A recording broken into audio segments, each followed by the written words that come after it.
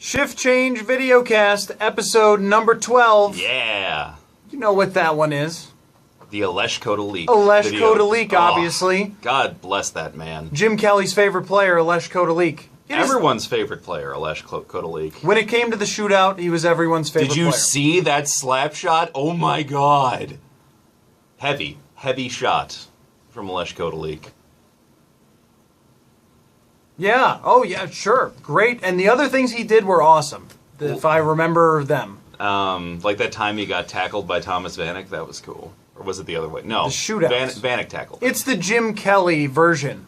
No. Now, recently, we've come under attack about our lack of knowledge about sports players' numbers. We don't know anything about sports players' numbers, apparently. Last time I just mentioned that maybe Matt Cassel could be 11 on the Bills, and then we didn't know the history of every number Matt Cassel has ever worn. And this upset some people on Facebook. And people you know on what? Facebook were pissed. It's actually the first time people have ever gotten upset about anything on Facebook. I was shocked because normally they're so nice on there, Friendly. and everything is just, constructive, supportive, and easygoing, and a lot of salient points are made with no hyperbole.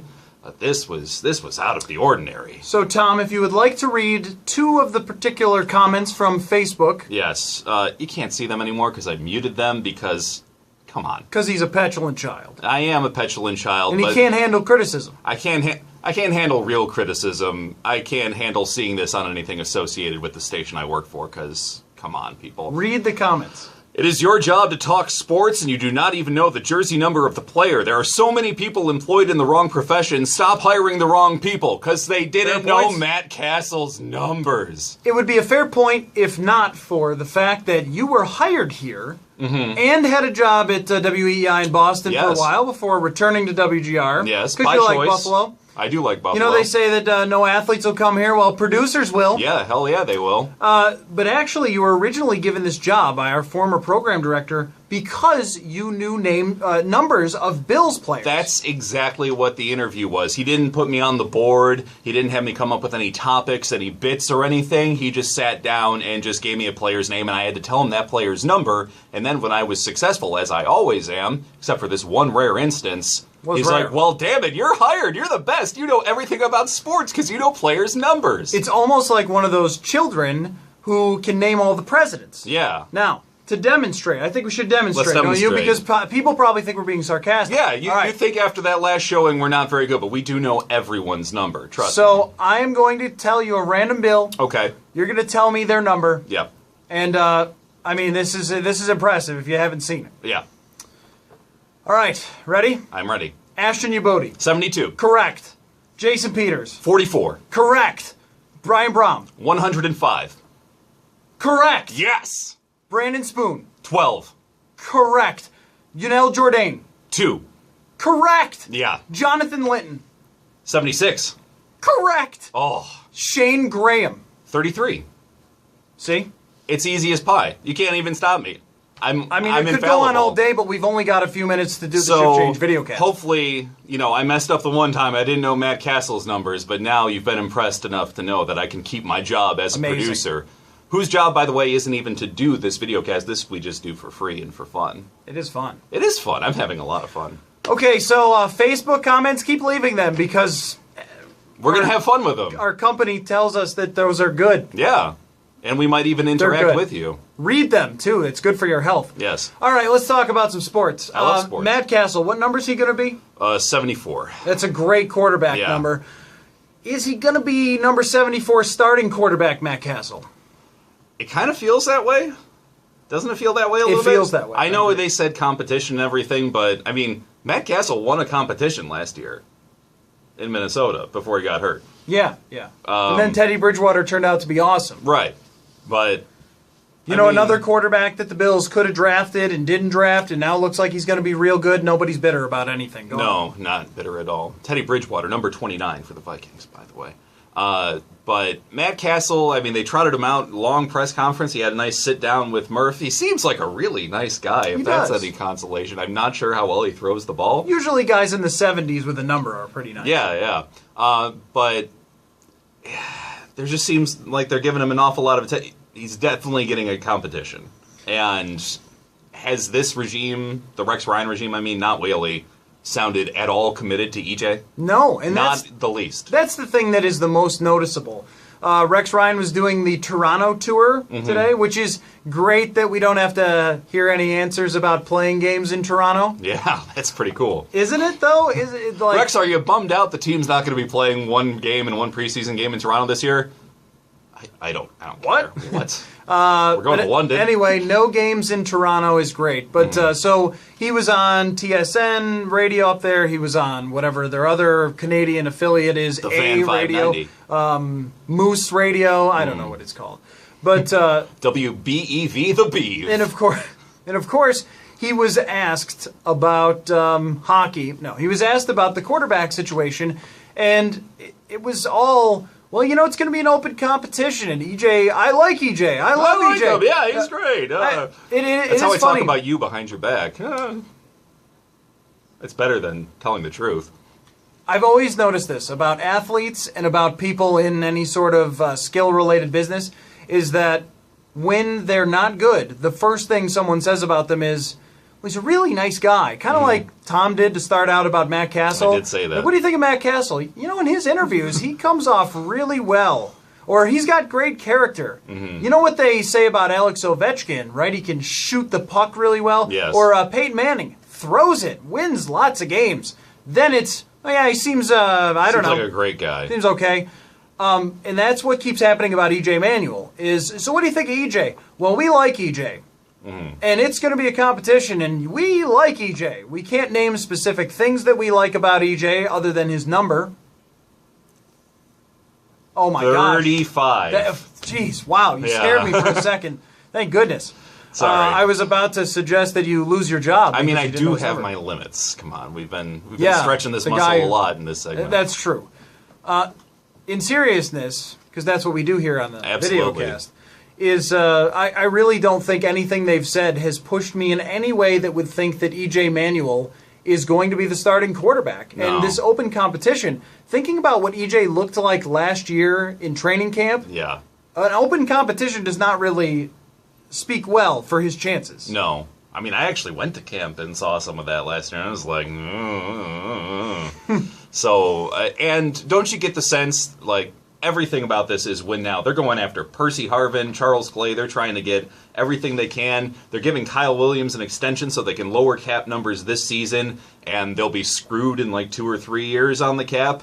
It's win now, and when you say that, when you're coming out of camp in a competition, don't you think the edge goes to the veteran in camp? Also, one of the things I noticed, I do agree with you that the edge would probably go to him, just as it was supposed to go to Kevin Cobb until all those many moons ago got hurt. Yes. The other thing I noticed about Matt Cassel is that if you look at his numbers, he doesn't throw a lot of interceptions. And that's helpful. Looking back at Greg Roman's past with Colin Kaepernick, he also did not throw a lot of interceptions. They were first in the league at not throwing the ball to the other team 3 years in a row, and then were fifth last year, which to me says they're going to be running the ball a lot of screen passes, a lot of just quick reads and get it out fast. Yeah. Which probably speaks better to Matt Cassel's skill set than it does EJ Manuel's, who, well, I'm not even sure what he does well, to be honest with you. The whole don't throw it to the other team didn't go well because he threw it to J.J. Watt and he ran it for a touchdown. Just not throwing picks. It wasn't really his thing. The only advantage EJ could have is if he actually went back to running. Yeah. Which we haven't seen since he got hurt in that Browns game. I mean, Yeah, we've seen right. maybe a little bit, don't jump down my throat or whatever, but you haven't seen him make an explosive play with Please his jump legs down his throat. since he didn't get out of Leave a bounds in comment. Cleveland. Yes. But this coaching staff is new. Right. They might be more apt to use him in the run game. Right. Though his running is just sort of... He's shown a little bit of it, but it's not like he was Russell Wilson where he was showing some incredible escapability very often. He's not as fast as those guys, but he's capable. You're not going to do that with Matt Cassel, I don't think. I don't think you're going to have that dimension. No. Matt Cassel said in an interview that he's like sneaky fast or something. Like, all right, just snap it Like and throw it to Fitzpatrick somebody was? else as fast as possible. Yeah. Fitz could run a little. Sneaky fast. Percy Harvin, you like that idea? I do. Which do you like if you had to pick one? Percy Harvin or Charles Clay? Clay. I'll go Clay. Okay. Percy Harvin has the higher ceiling of being crazy good, but he also might be, like, intolerable. Right. He might just go around Hulk smashing everyone in the locker room, which would be entertaining for a little bit, but we kind of want to win games this year. It is. Here's the thing, though. The team that he was on, that he supposedly was so tough to deal with, he won the Super Bowl with, the real Super Bowl. Right. He won it. Like, he had a kick return for a touchdown. He was on the team, so he was such a locker room problem that they won the Super Bowl. But Charles Clay seems like he could do a lot in the offense. Right. There has not been a good tight end here forever. And Forever. a lot of the good teams in the league have very good and useful tight ends. It seems like that you kind of know what you're going to get. With Harvin, I don't really know what I'm going to get. And that's the part of me Especially that would if they feature him in the offense. Like, this could be something we haven't seen. Not in terms of quality of player, like you said, but in terms of an offensive scheme. We've never seen an offense that actually values the tight end because they never had a good one. No, not since 1994. Yeah. Probably. So it might be slightly different now in the NFL. I think I'd be a little more excited with Harvin than with Clay. I mean, Clay, there's just all this crap going on, like Miami wants to match and Cleveland wants to. It's going to be a while. It's going to be tough, and we're going to be waiting a long time. Harvin, I like the idea of what you said. It's not sexy. It's a little sexy. It's not. Harvin's pretty sexy. No, it's not bomb it down the field sexy. It's like what you said, short passes and relying on your quick receivers. He ran for like 200 yards. Yeah, and like let's get a little creative with it. So if it's that kind of offense, I would love to see Percy Harvin in that. I think that means Marquise Goodwin is gone, but he'd probably get hurt and miss most of the season. Let me ask you a question, Tom. Okay. I just kicked something. It's just going to be a question. Okay. There's no reason to get upset. It was an accident. Are you happy with the Bills' direction? It's kind of like an existential question in a way. A little bit like, are you happy? Are you really happy? Not like, oh yeah, maybe happy. But I mean, like, are you happy? I'm content. That's not happy. No, it's not like, yeah, woo, I'm confident this is when the Bills will finally go to the Super Bowl just because of the quarterback. But I am happy that they have done pretty much everything else they could do. I think that they need another offensive lineman, and I know I'm confident they're going to do that. Not still. a hot take there. It's obvious. I wouldn't be surprised if that's where they're going with their second or third pick. Which is a fine place to take a guard, by the way, and not spend $9 million on one free agency. In terms of the coach that they have now, like it. Mm-hmm. The quarterbacks that they have now, hate it. Yeah. Sorry, Matt Cassel, number 47. Right? It's 52. 52, Matt Cassel. I'm sorry, like Tom said, you seem friendly, but that's just, He sang a little bit of the Shout song. Did he really? Yeah, he did the Let's Go Buffalo. Yeah. Oh, you stopped. That's all he did. Well, that's great. Good for him. And seems happy to be here. We always like that for some reason. Yep. Comparing him to what Alex Smith has been in Kansas City, that would be the best case scenario. So not happy with the quarterback situation. But we want him to throw to receivers. The only thing that's is kind of a strength of the team. Yes, that's true, which Alex Smith doesn't do. Right. The only thing is there is no immediate answer at quarterback. So we just have to evaluate everything else in the context of you have a good roster and you can build it up as much as possible to make the playoffs. I think happy, whether we decide if we're happy or not, should be just based on if you think this team should be in the playoffs. I think they should. And everything they've done has moved them closer to the playoffs, not farther away. So that's what I would say. Okay. Well, we got to go. We do have to go.